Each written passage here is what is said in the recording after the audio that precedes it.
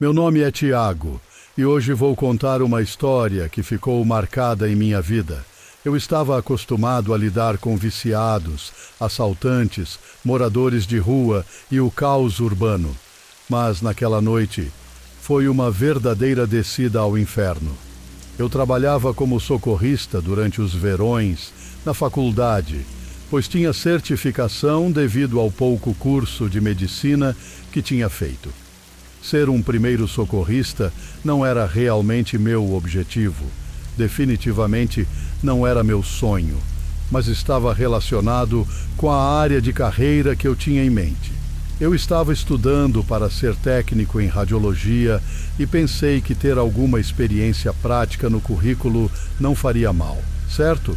Candidatei-me a alguns hospitais diferentes até receber um retorno de um hospital que estava disposto a me dar um pouco de treinamento. Nunca esquecerei aquelas noites que passei como técnico em emergências médicas no centro da cidade. A cidade era uma coisa diferente após o anoitecer. Seus arranha-céus imponentes e parques empresariais se transformavam em um labirinto de sombras e segredos. As ruas estavam sempre vivas, mas à noite pulsavam com um ritmo que era ao mesmo tempo hipnotizante e aterrorizante. Como socorrista noturno, definitivamente vi de tudo. Viciados em drogas, moradores de rua, animais vadios vagando pelas ruas como fantasmas. Cada chamado era um potencial pesadelo, cada sirene um presságio de desgraça. Naquela noite em particular, fui designado com Mateus como de costume, um veterano experiente que já tinha visto de tudo. Quero dizer, literalmente tudo.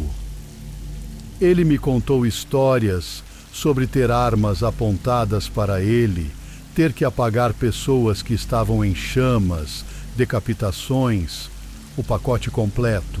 Ele me contou uma vez sobre ter encontrado um cara crivado de balas em um beco, deixado para sangrar até morrer.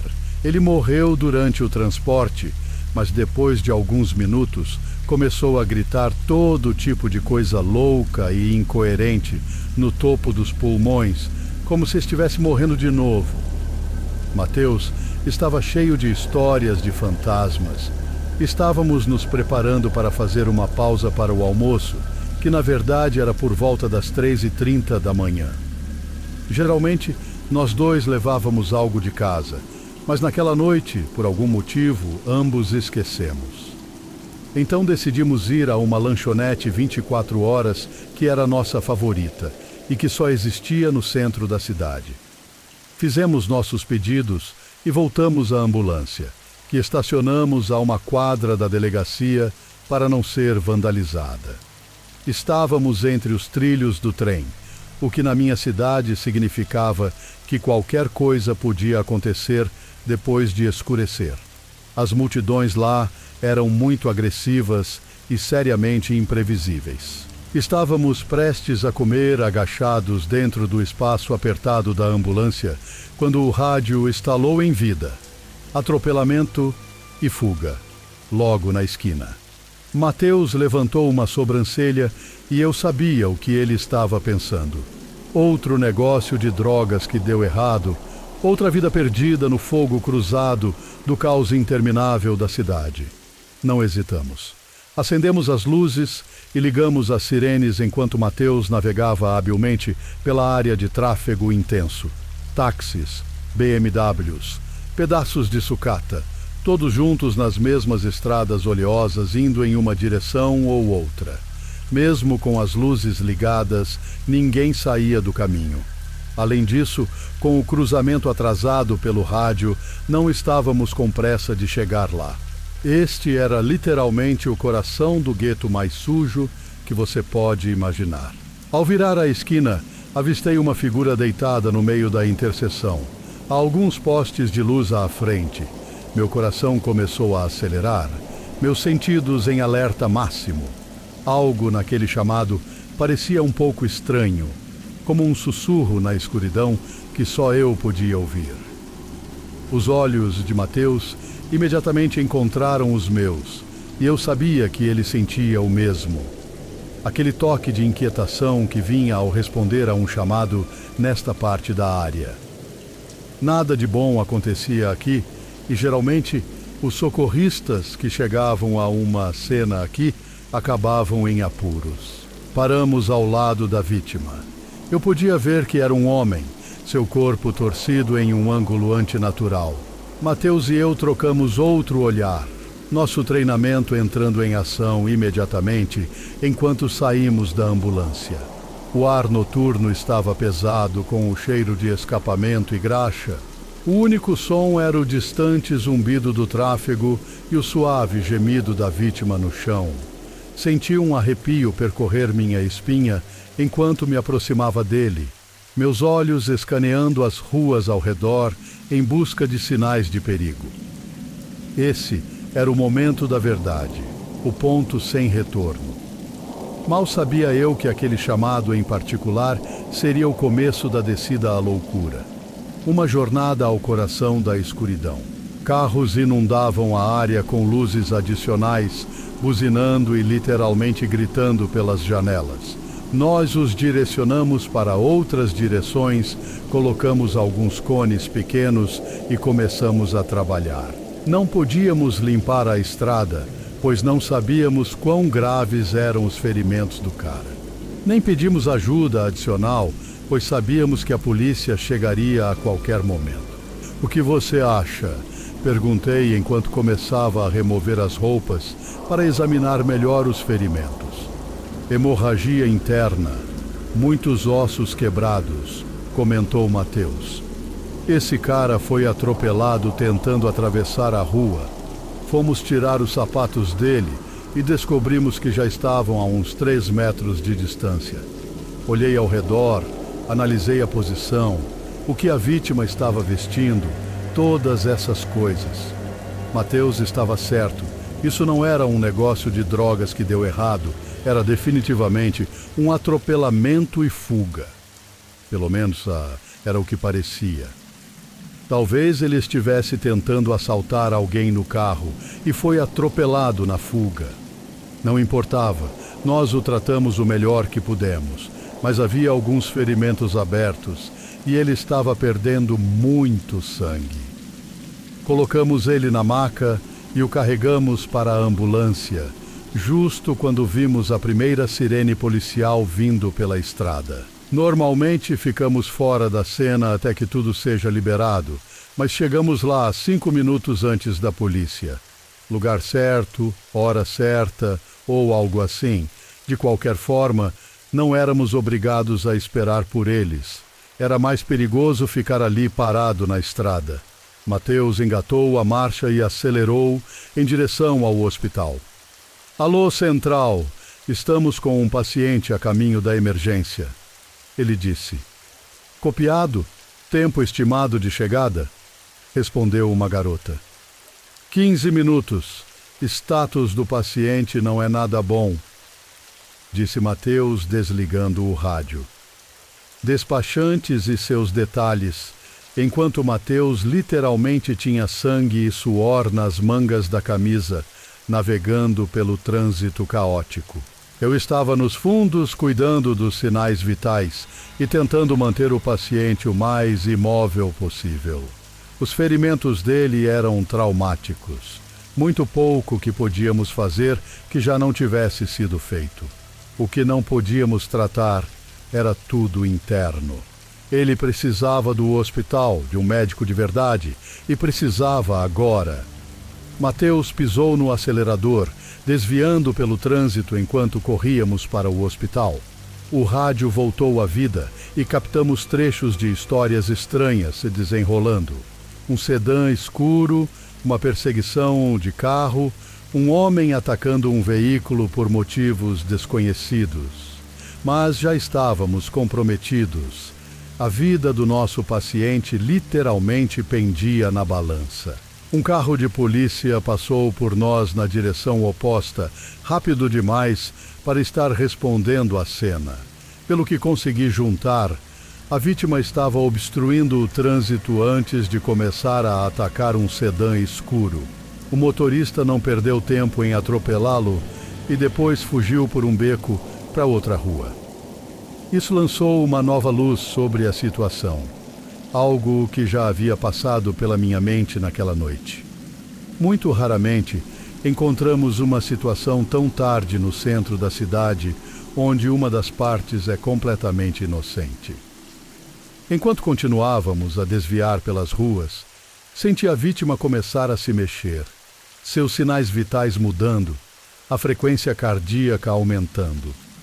Chamei Mateus, peguei o desfibrilador, mas antes que pudesse reagir, ele se levantou da maca, olhos selvagens, rosto contorcido em uma carranca. Ele se lançou sobre mim. Não tive tempo de me defender e sua cabeça bateu diretamente na minha. Tudo ficou preto. Voltei a mim com a cabeça girando e o corpo mole, rolando pelo chão da ambulância. As máquinas e monitores estavam enlouquecidos, os sons de uma luta e gritos enchendo o ar. Mateus estava lutando com a vítima, tentando subjugá-lo, mas não era páreo para a força do homem. A ambulância sacudia e desviava, os freios rangendo enquanto Mateus lutava para manter o controle. Tentei me mover, mas meu corpo simplesmente não respondia.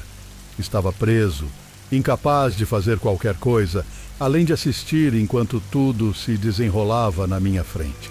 Os ferimentos da vítima estavam sangrando profusamente, sangue pingando em mim, no chão e em Mateus, que gritava por ajuda. Eu realmente não estava vendo. Mas para quem já bateu a cabeça com força suficiente, sabe exatamente do que estou falando. Não era bem uma experiência fora do corpo, mas chegava perto. Todas as luzes, sons, sensações se fundiam em uma força esmagadora que eu lutava para entender. Não era apenas que nossas cabeças colidiram, esse cara me deu uma cabeçada com toda a força. Depois disso, caí para trás, bati na parede da ambulância, resultando em uma concussão séria. Depois de cair no chão, o atacante, nossa vítima, começou a gritar e então se voltou para Mateus. A ambulância finalmente parou e Mateus engajou totalmente na luta com a vítima. Eu podia sentir a adrenalina correndo pelas minhas veias, meu coração acelerado e minha mente girando. Aquilo era pura loucura, simples e direta. Aquele agressor não era humano, ou pelo menos não parecia ser. Era um monstro, uma criatura das profundezas do inferno. Digo isso porque eu estava tratando seus ferimentos. Eu sabia o que o corpo daquele homem deveria ser capaz de fazer, e ficar de pé não era uma dessas opções. Ossos quebrados de cima a baixo, falência de órgãos, músculos e tecidos rasgados. Se algo poderia se rasgar ou quebrar, aconteceu com esse cara, e ainda assim ele estava ali, nos atacando como um louco. Ele teve a vantagem de nos pegar de surpresa, mas ainda assim não deveria ter a força ou energia para se levantar e se mover como fez, nem mesmo com adrenalina. Seus ferimentos eram tão graves. Enquanto lutava para recobrar a consciência, o sangue pingando dos ferimentos do agressor me trouxe de volta à vida. Sentei-me, a cabeça girando, o corpo doendo. Mateus ainda estava lutando com o agressor, ainda gritando por ajuda. Eu sabia que precisávamos sair dali e escapar, mas como? As portas estavam trancadas, e mesmo se eu as abrisse, estaríamos caindo numa rua onde poderíamos ser atropelados. Fiz o meu melhor para tentar clarear a cabeça antes de voltar à briga. Agarrei o cara pelos ombros e pude sentir onde sua clavícula tinha quebrado. Isso não o afetou nem um pouco. Ele continuava usando os braços com total mobilidade. Fiquei realmente assustado naquele momento. Era como lutar contra o Frankenstein. Percebi imediatamente que não havia nada que poderíamos fazer para deter esse cara. Mesmo assim, não podia deixá-lo continuar atacando Mateus Então me empenhei ao máximo. Puxei o mais forte que pude. Surpreendentemente, ele se inclinou para trás em minha direção e caiu. Isso durou pouco. Ele agarrou todas as coisas penduradas nas paredes e se levantou de novo. Agora ele era meu problema. Sangue escorria de seus olhos, nariz, boca e ouvidos, uma visão realmente assustadora. Olhei por sobre seu ombro e vi Mateus mexendo no rádio, tentando informar a central onde estávamos e o que estava acontecendo.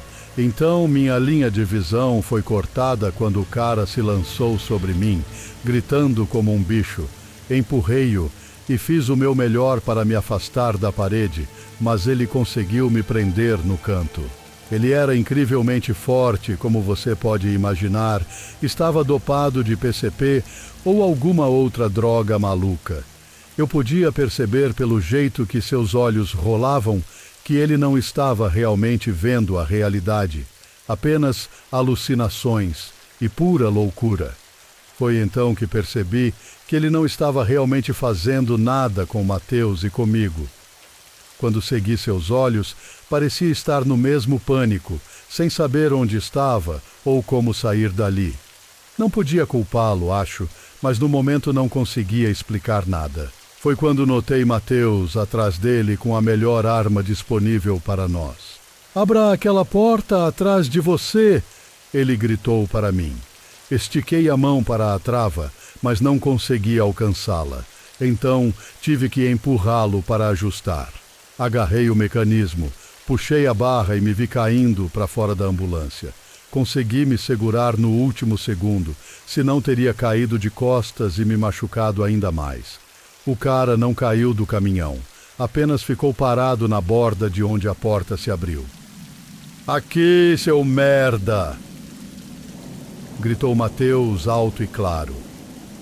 O cara se virou bem a tempo de receber uma rajada completa do extintor de incêndio. Mateus o cobriu de cima a baixo, mas principalmente no rosto.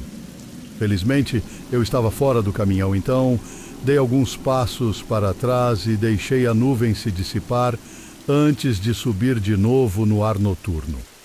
O agressor não perdeu tempo e saiu correndo pela estrada, deixando um rastro de pegadas ensanguentadas. A essa altura, seus ferimentos tinham piorado.